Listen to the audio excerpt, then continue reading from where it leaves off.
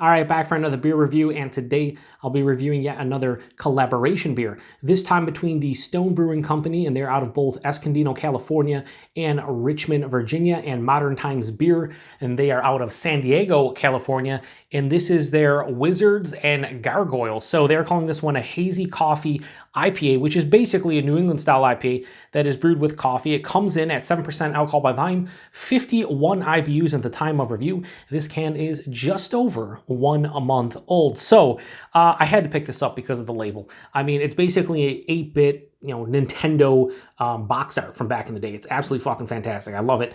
And yeah, Hazy Coffee IPA. I really like coffee IPAs. Now, I haven't had a shit ton in my life, but I probably had like at least a dozen in my life.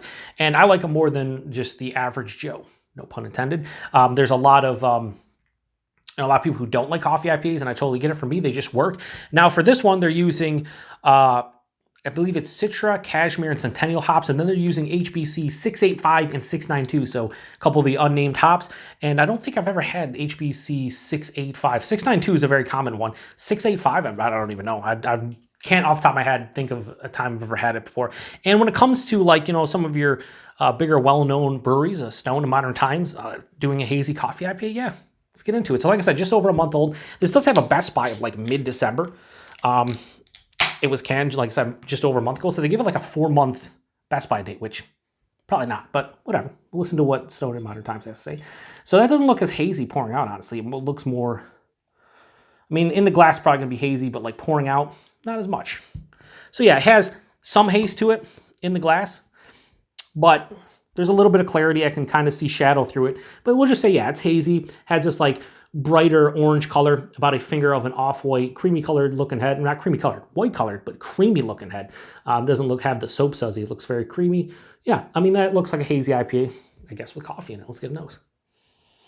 Yeah, so the coffee is definitely there. And I always like the coffee intertwines with like citrus characters, and I think it goes together quite well.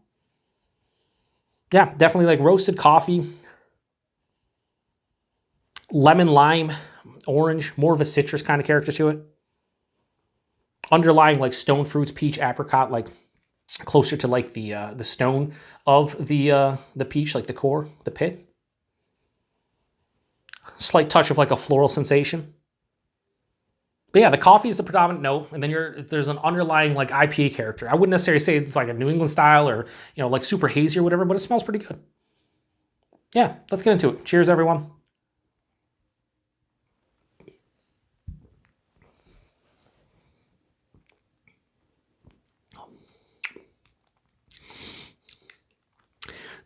Definitely like a bitter acidic feel on the back of the palate. Interesting.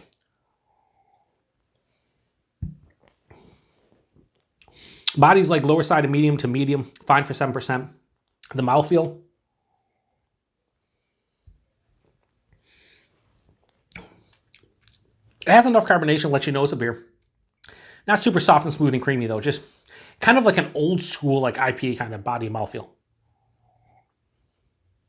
The taste though, right up front, hit with like a roasted coffee, and then there's this really very zesty grapefruit and orange peel, like super zesty, mixing in with like the coffee. Right at the middle of the palate, I'm hit with a pretty substantial bitterness.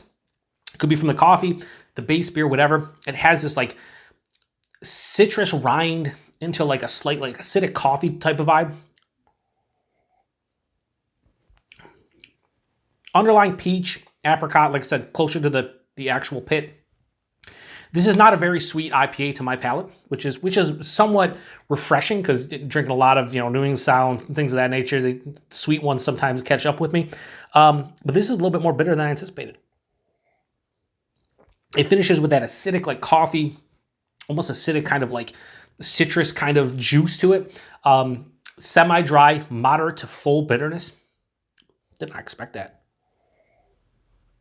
With a slight like piney resin type of thing happening too on the back of the palate. Yeah, I mean, this isn't bad or anything, but completely different than what I thought it was going to be. I thought it was going to be like a base hazy IPA, New England style IPA, a little bit more sweetness to kind of offset the coffee roast and whatnot. But this one is finishing like almost full on dry, moderate to almost full on bitter, And there's not a lot of sweetness in this one to carry all the bitterness and acidity and whatnot. Like I said, it's not bad. It's just completely different than I thought it was going to be. Like, I really like the front of the palate with that coffee, that zesty kind of citrus peel, but also there's like an underlying like juicy kind of orange too. I didn't mention that, but now I'm starting to get it right front palate. But as soon as it hits mid palate, like any kind of sweetness that you think is going to be in this beer just kind of dissipates. It's just gone. And then you're left with the dryness, the acidic like coffee and citrus, and then pretty much a moderate to almost full-on bitterness. Hides the alcohol well at 7%. Really can't tell you that 7%. But as you can see, I'm not digging this as much as I thought it was going to be. I thought, okay, it's Stone, it's modern times, it's relatively fresh, it's a hazy coffee IPA. I typically like them. But this is one of those coffee IPAs that I think needs, for me, more sweetness. It doesn't need to be like super sweet or anything, but I think I need more sweetness to balance out all like the bitter acidic kind of taste to it. Yeah, I don't know. It's okay. I could see some people really enjoying it, especially if you really like really bitter IPAs. And like I said, I shouldn't say this is super bitter, but this is one of the more bitter IPAs I've had recently. So when your palate is used to drinking like, mild to moderately bittered, IPAs like New England style or just IPAs in general, I mean, this is more bitter to my palate than like a lot of West Coast IPAs and pale ales and shit that I've been drinking over the past, 3-4 months. So yeah, this is not a complete miss for me, but one of my least favorite collaborations recently, and probably one of my least favorite Stone beers in quite a while. It's unfortunate because I love this label, but gotta keep it 100. You gotta be honest. And Wizards and Gargoyles Hazy Coffee IPA from Stone. Give it a high 3.25 out of 5. Go 3.3 out of 5. Best I can do. Like I said, it's not. I'll drink the rest of it. I mean, it's not a drain pour. It's not like absolutely terrible or anything. But I was expecting something completely different. Most of the coffee IPAs I've had, yeah, they have some bitterness. The coffee's gonna be there, but I think like the base IPA in this one just doesn't do it for me. I don't know. It might be that HBC 685 hop. Who knows? Maybe it's the mixture of Citra, Cashmere, and Centennial, which I can't say I've had, that combination before.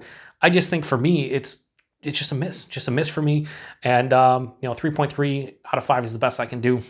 Yeah. Anyway, price and availability, as you can see, I'm kind of bummed. I fucking love that label, and I was hoping the beer was just gonna be fucking, at the very least, really good. So anyway, price availability. This was $12.99 4-pack, so $13 for that. Obviously, I would not buy this again, probably no matter the price. But for $13 a 4-pack to try it, yeah, I think that's a pretty good value. A beer like this would typically be $16, $18 pretty much anywhere else, maybe even 20. So $12.99 for that. Yeah, it's good. It's good value, especially if you want to try it. And availability wherever you see Stone, Modern Times, I'm sure you can see this. I mean, they have their Richmond facility, they have their Escondino facility, and we see it here in Western New York and Buffalo, New York. So if you see Stone, you probably saw this at some point. Yeah, just fucking disappointed, man. I'm just disappointed. It's very rare am I disappointed. Very rarely am I disappointed in any beer that I review. And when I do, you can kind of tell just because I get so down. Like, I'm just like, man, I'm hoping every beer I review is delicious. This one just didn't do it for me.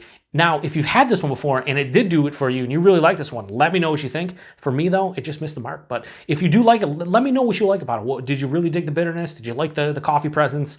Did you think the base IPA was really good? I think what's stopping this one for me is just not enough sweetness in the base IPA and not enough like fruity characters that have more of like a juicy, sweeter kind of fruity sensation.